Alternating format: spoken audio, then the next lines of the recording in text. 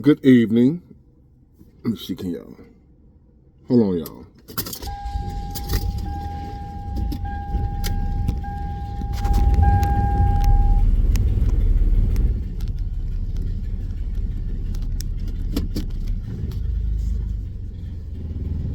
Still dark.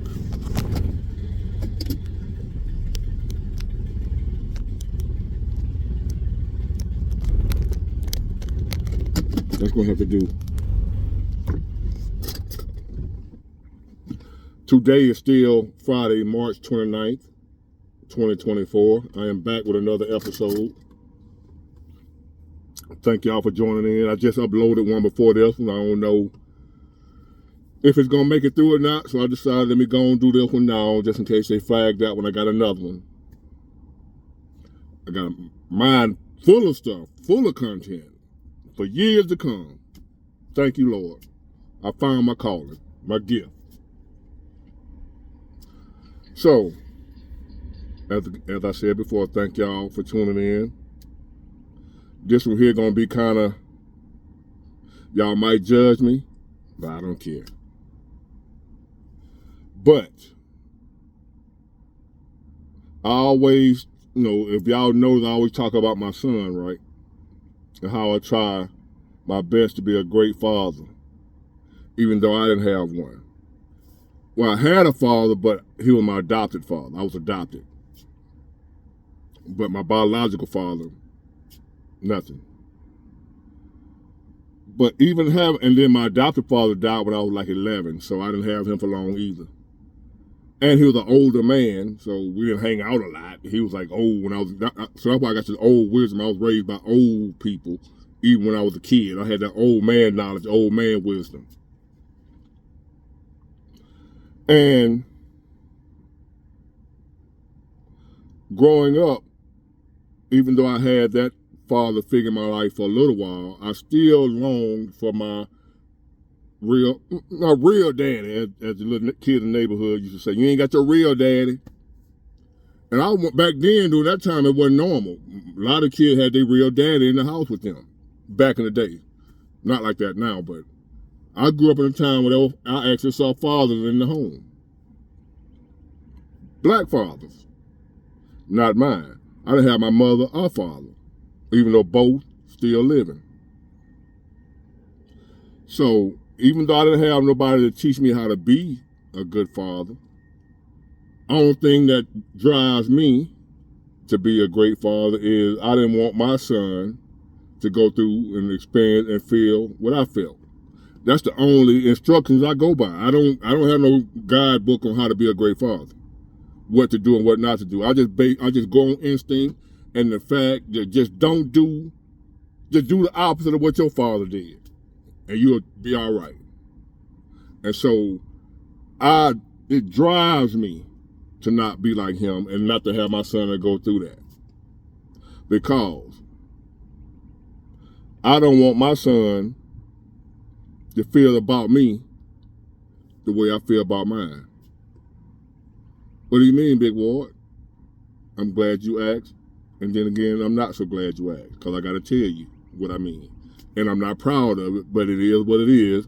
And I got to be honest with y'all, which I vowed to do, to tell y'all the truth, not blow smoke. So, and there's probably some of y'all that feel the same way about your father. But my father in his late 80s, right? And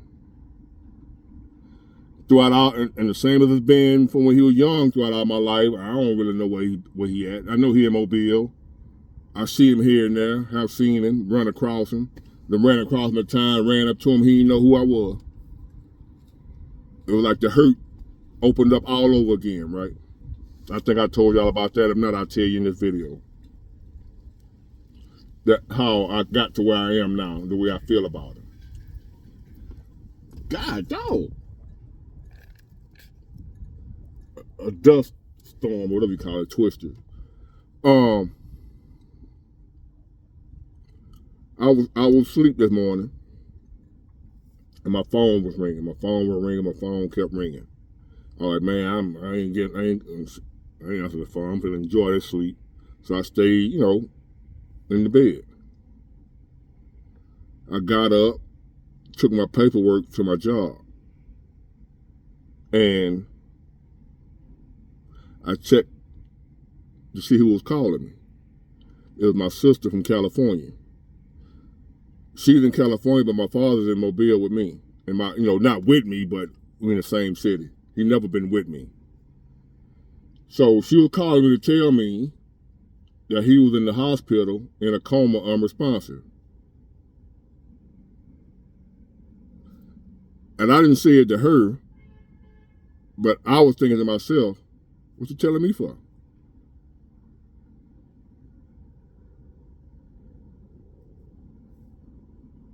Is that cold? Maybe. But is it cold also for a man to have a child in this world and don't know if he eating, if he got a pamper on, if the people he with are abusing him, molesting him, doing anything to him? Don't know what's happening to your son. Is that cold?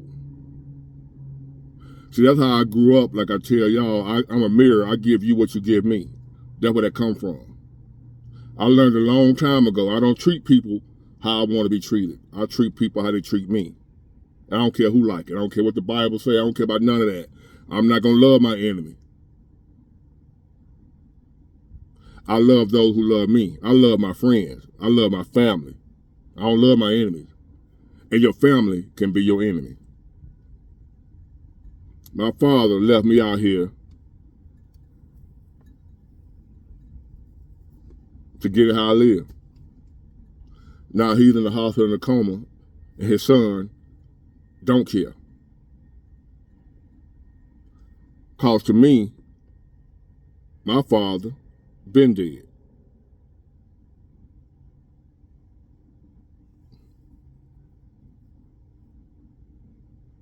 He died to me years ago. I didn't know if he was still living or not. I just, she telling me he's like 88, 89 years old, somewhere up in there. And he done lived a long life. Long, sorry, worthless, useless life.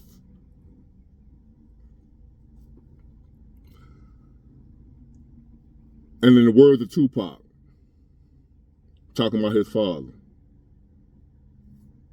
he said his father passed away and he couldn't cry because his anger wouldn't let him feel for a stranger. And that's how I feel. My father's a stranger. I don't know that dude. I don't know him. It was time where I would look for him, search for him. I searched the whole world over trying to find my dad, asking anybody, do you know what such and such is, by calling by his name. I heard he was over here. I heard he was over there. I heard he was over there. I heard he was over here. Even when I'm an adult, from my teens on up. I stopped probably about 5 years ago. I found him. And once I found him, after all them years of searching, I realized, is this who I was looking for? A broke down, little feeble old man who now, if we were to have a relationship, it'll just be me taking care of him. Nothing else. No fishing trips, no park football, no teaching me about women, no teaching me about life, none of that. When I finally found him, when he was able to sit down and not rip and run, only thing we would have been able to do was me take care of him in his last few days because he barely getting around. I wasn't going to sign up for that. Not for a man that never bought me a pamper. Now, I'm going to have to change your pamper.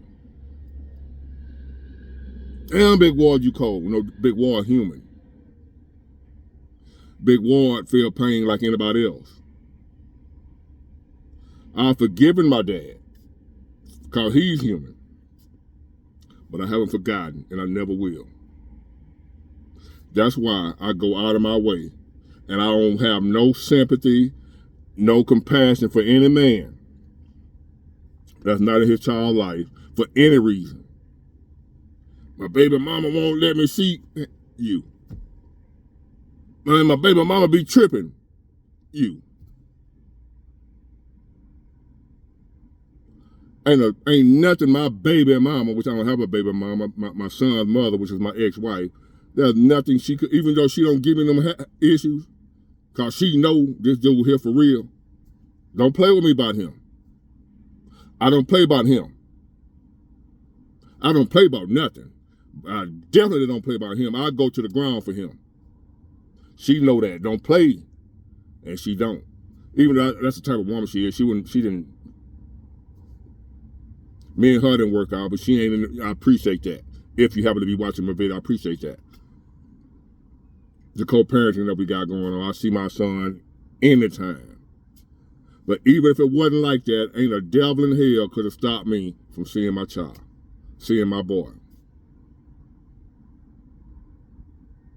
I would rather have not lived than be in a situation where I can't see him. Because I know how I felt. When mine would pass right by, I stare out there, look at him, I'll be standing in the door looking at my dad walk right past my house. That's how close we were. Same neighborhood and everything. He lived around the corner at one time. Passed right by my house. Wouldn't stop to see if I'd ate a bowl of cereal or nothing. And I still loved him. Still wanted to see him. Still wanted to be with him. He didn't look my way. And it wasn't cause my mama was interfering. Because I didn't live with her either. She abandoned me too. The woman that I told y'all about had the massive stroke. That her life, and that's another story, I'll explain another time, but she's still living. But the lady that I consider my mother, who adopted me and treated me as a mother, the bond that I had as a mother-son, she deceased. And that particular woman who raised me and adopted me, she didn't have no issue with my father. I heard her tell him, "You can come out and see your boy anytime you want to, Red." She call him Red. Some people call him Rat. "You can come by and see your boy anytime you want to, Red." Okay, man, okay, I'm gonna come by there and see him. Pass right on by. And I didn't understand. I dealt with that throughout my life. Like, why my daddy don't want me? Why my mama don't want me? And now here he is, laying up somewhere in a coma. My sister's ringing my phone all morning long. And I find out what it is. My heart ain't miss a beat. Like, I don't know that dude.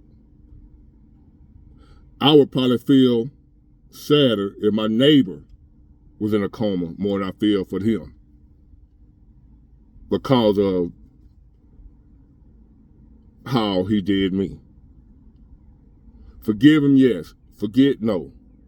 So that's why I'm telling any of y'all fathers out there, don't be in a position to where your child feels about you the way I feel about mine.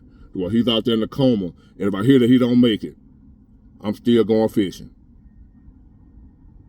Don't y'all call me for no arrangements. What we gonna do with him? What day the funeral is? I don't care about none of that. Just being honest. Why should I? I don't know the dude. This is a man that I told y'all about. I was about 20, it was in the 90s, I was about 20 something, right? In the 90s. And he came through the little wood spot to buy some wood. I said, man, look at my father. I was still calling him father then, like a fool, because he's never been a father. But I said, look at my father. Walked up to the car, tried to speak to him. Hey, man, how you? I throw my hand up for to speak. He threw his hands up like he was telling me to get back. He already got some. He didn't know who I was. He thought I was just trying to sell him some wood. If I'd have saw a brick anywhere in that area, I would have. So, that molded me into the man I am today, where I don't play the radio, I don't play with nobody, I take life serious, life is no joke to me.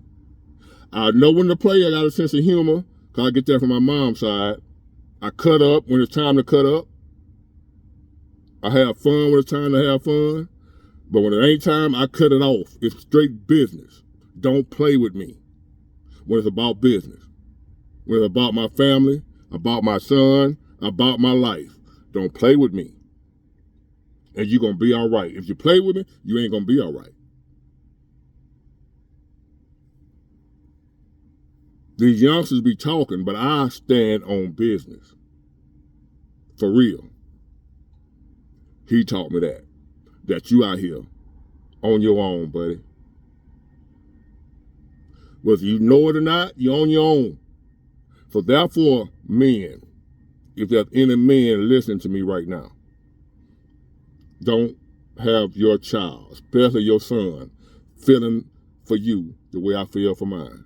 The way if they call me and tell me he ain't make it, I'ma still be like, what you telling me for?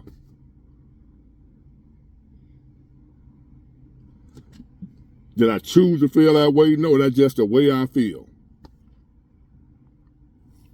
He passed away, and I didn't cry because my anger wouldn't let me feel for a stranger. Get it? Got it? Good. Bye.